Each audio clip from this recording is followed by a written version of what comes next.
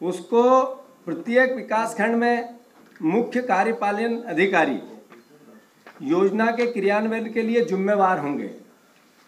फिर से, प्रत्येक विकासखंड के मुख्य कार्यपालन अधिकारी योजना के क्रियान्वयन के लिए जिम्मेवार होंगे। इसको प्रकाशन के उपरांत 3 तरह के एक ही फॉर्म को 3 रंगों में, जिससे किसानों तक ज़्यादा से ज़्यादा हम सहायता के रूप में जा सके। एक सूची जिसमें हरी सूची होगी, जिस पर आधार के अंतर्गत जो किसान आते हैं वो फॉर्म भर के अगर देंगे तो उनकी पात्रता रखी गई है। फिर आवेदन पत्र पर गैर आधार कार्ड सिंडेड सूची सफ़ेद एक फॉर्म होगा जो दूसरे नंबर पे, जिसमें आधार में नहीं है और दूसरे तरीके से जिसको हम चिन्हित कर सकते हैं। अब कोई जो पहचान पत्र होता है उसके अनुसार जो होता है तो सफ़ेद कार्ड पे होंगे।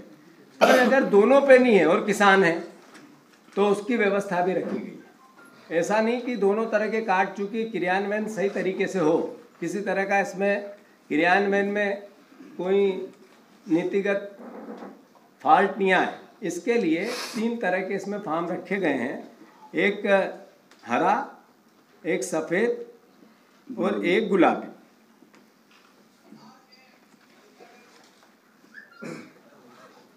दिनांक 26 जनवरी ग्राम सभाओं की बैठक में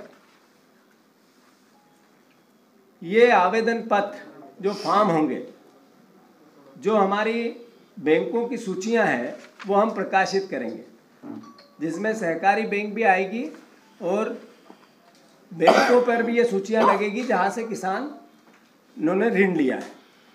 तीसरी, 5 फरवरी 2019 से ग्राम पंचायत में भी ये फॉर्म चस्पा किए जाएंगे। साथ ही साथ मूल जो इसका इशू है कि किसान के खाते में पैसे कब जाएंगे, 22 फरवरी से ऋण मुक्ति के प्रमाण पत्र और किसानों के खातों में पैसा जाना चालू हो जाएगा। मैं समझता हूं कि ये लगभग वो भाव जो कमलनाथ जी का विज़न था, मुख्यमंत्री जी का विज़न था, वो इससे कंप्लीट होता है। इस पर मुख्यमंत्री जी ने जो निर्णय लिया 2 लाख तक के पूर्ण कर्ज माफ़ी, इसकी तारीख पहले हमने निर्णय ली थी 31 मार्च 2018, जो बढ़ाकर 12 दिसंबर 2018 कर दिया गया। इसका मूल रीज़न था कि ज़्यादा किसान इस परिधि में आए। तो मुख्यमंत्री जी का सीधा निर्देश है कि हम किसी भी प्रकार से हर परिवार की सहायता सरकार कैसे करें, ये सरकार का मुख्य लक्ष्य है और उसकी ओर हमने पूर्णता से निर्णय लिया। आंशिक दूसरा, इसका क्रियान्वयन कैसा हो, जो सबसे महत्वपूर्ण है। एक बात ये मैं आप सबको बता दूं कि लगभग 55 लाख किसान परिवार इससे लाभान्वित हो रहे हैं मध्य प्रदेश के। ये देश के इतिहास में सबसे बड़ी किसान तो एक किसान एक परिवार में रहता है। जो मैं फिर से अनुरोध 55 लाख किसानों को इसका लाभ मिलेगा। ये देश के इतिहास में पहली ऐसी ऋण माफ़ी योजना है जो इतने बड़े तादाद में किसी राज्य सरकार ने किसानों को लाभान्वित किया है। लघु और सीमांत किसान इसमें प्राथमिकता पे रखे गए हैं, प्रायोरिटी पे रखे गए हैं। लघु और सीमांत किसान जिनकी संख्या लगभग 35 लाख है। ये सीधा स्पष्ट होता है कि ये सरकार उस गरीब किसान को, जरूरतमंद किसान को सबसे पहले लाभ देना चाहती है। योजना की इसमें सहकारी बैंक क्षेत्रीय ग्रामीण बैंक और राष्ट्रीयकृत बैंक तीनों को सम्मिलित किया गया है। किसी भी प्रकार से किसान को लाभ कैसे हम ज़्यादा से ज़्यादा दे पाएँ, इसकी योग्यता को ध्यान रखा गया है। तो बताएंगे, क्लियर करना। मैंने जैसा कहा आप लोगों को कि करीब 37 लाख, 35 से 37 लाख स्पष्ट आंकड़ा लगभग इसके बीच में रहता है।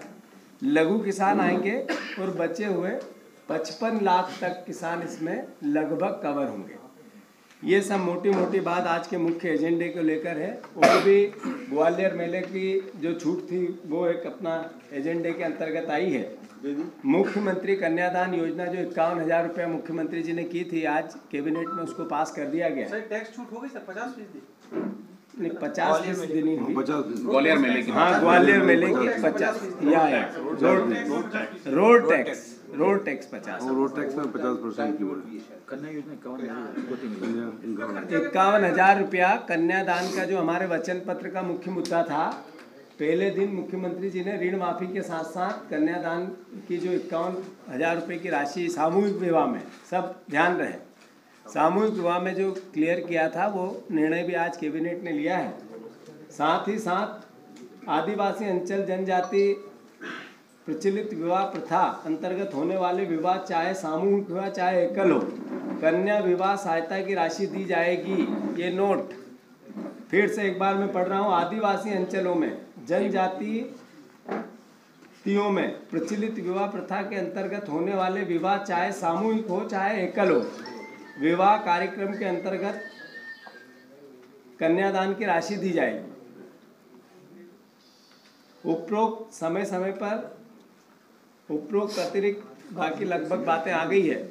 अब मेरा आप सबसे अनुरोध है कि एक एक करके अगर बात पूछेंगे से बात होगी। एक लघु सीमांत का क्या क्राइटेरिया रखा है? दूसरा, इसमें जो बैरिकेड सुनने में आए थे कि इनकम टैक्स प्लस अदर, बिल्कुल सही है, सही है, सही पात्रता दोनों क्लियर करता हूँ। लघु और सीमांत किसानों की परिभाषित राज्य शासन के नियमों के अंतर्गत है। उसके अंतर्गत जो लघु आते हैं वो लघु, सीमांत आते हो सीमांत, और बड़े आते हो बड़े। दूसरा प्रश्न का उत्तर पूरा होने दो। जिसमें जो इनकम टैक्स पेई लोग हैं, जो दूसरा धंधा भी करते हैं, जो राजनीतिक लोग, विधायक हो जो और खेती भी है मेरी, तो जीतू पटवारी तनख्वाह भी लेते हैं चूँकि जनप्रतिनिधि है, और एग्रीकल्चर से इनकम भी होती है, या ऐसे लोग जो सरकारी नौकरियों में हैं किसी भी पद पे, इनको इसमें छूट नहीं दी गई है। इनका कर्जा माफ नहीं होगा। सर कितना खर्चा आ रहा है? कितना ये बताओ, आपने ये बोला कि नौकरी किसान की कर रहा खाली और इनकम टैक्स के दायरे में आ रहा, उसको मिलेगा नहीं मिलेगा? क्योंकि किसान है नहीं, इनकम टैक्स के दायरे में। 1 मिनट बने। ये देश के कानून को आपको समझना पड़ेगा। जो केवल एग्रीकल्चर, तो फिर आप अगर समझे हुए होते तो शायद ये प्रश्न नहीं पूछते।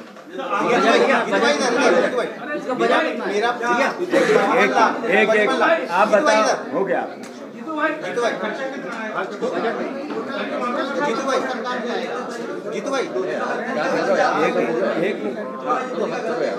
आपका सवाल हमने कहा कि जो भारत सरकार के इनकम टैक्स के नाम से हैं, उसके अनुसार इनकम टैक्स के किसान केवल एग्रीकल्चरिस्ट है, वो खेती के जो इनकम होती है उस पर कोई टैक्स नहीं लगता, केवल जानकारी देनी पड़ती है। मैं आगे बात आपने उठाई थी बात,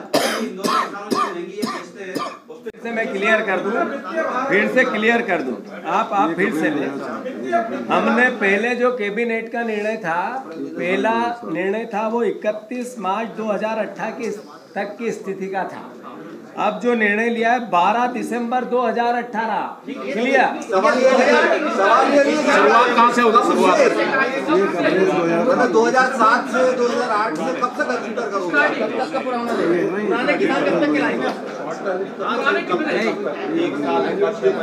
1 अप्रैल 2000। 1 अप्रैल 1 मिनट। मेरा अनुरोध ये है कि हमने सीधा कहा था कि जितने डिफाल्टर किसान हैं उस अवधि में आएंगे, तो डिफाल्टर किसानों को अवधि में लेना है, तो उसकी जो तिथि रखी है वो 1 अप्रैल 2007। कितना बाहर आएगा?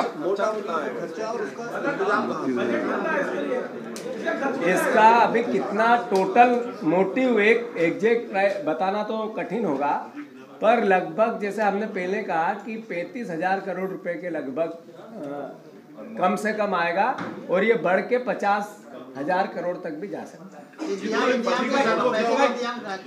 मार्च 2018 से लेकर के 12 इस मामले में पहले भी चर्चा हो चुकी है। किसान ऋण मुक्ति के मामले में 2 बार चर्चा हुई, कुल 15 मिनट लगे और 15 मिनट में फैसला हो गया कि ये 50 लाख जो किसान हैं इनका 55 लाख इनका कर्जा माफ होगा, जिसमें जैसा जीतू भाई ने बताया 32 लाख 35 लाख ऐसे हैं जो लघु किसान हैं। और दूसरा है जो बच्चियों की शादी का, उसमें 51,000 रुपये उसको कैश नगद चेक से दिया जाएगा, ये फैसला हुआ है। और 3,000 रुपये उसका जो व्यवस्था के लिए उसके लिए होगा। ये 5 एक सेकंड की मुद्दे बताए ना आपको। टोटल प्रस्ताव कितने? एक तो ये 51,000 किसान का, एक टोटल 2 प्रस्ताव थे। नहीं वो नहीं है, वो बताइए कौन से कैबिनेट में कौन सा डिफर हुआ सर, ये जानना चाह रहे हैं।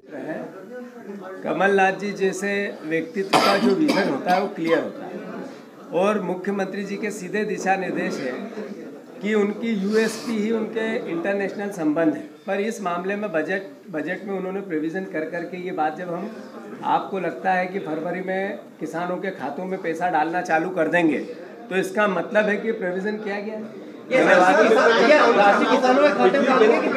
तो ज़मीन बेचने पे जो गाइडलाइन से ऊपर का पैसा आता है, या एग्रीकल्चर किसान को जितना पैसा आना चाहिए नाम्स के अनुसार, उससे ऊपर उस पर टैक्स लगता है।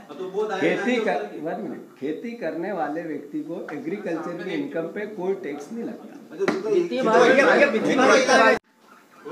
ना अभी पूरी बात हुई तो अच्छा। एक और मेरा अनुरोध है सब परिवार के साथियों से कि एक एक करके अगर सारे जब हम पूरा कर लें, आप पूछोगे तो पूरे उत्तर दे के जाएंगे। तो आपसे भी स्नेह की आशा है, और आप परिवार के साथी हो, हमसे प्यार भी करते हो। अपन एक एक करके पूछेंगे तो मैं सही तरीके से कब से कब तक, मतलब 1 अप्रैल 2007 से ये तो लास्ट डेट हो गई। पहली कोई स्टार्टिंग तारीख है, मतलब 12 दिसंबर तक बैंकों से ली है, तो बैंकों किसान को देते हुए ही बैंकों का चुकाया जाएगा। धन्यवाद। आपको बोला एक मिनट जरा, चलो धन्यवाद।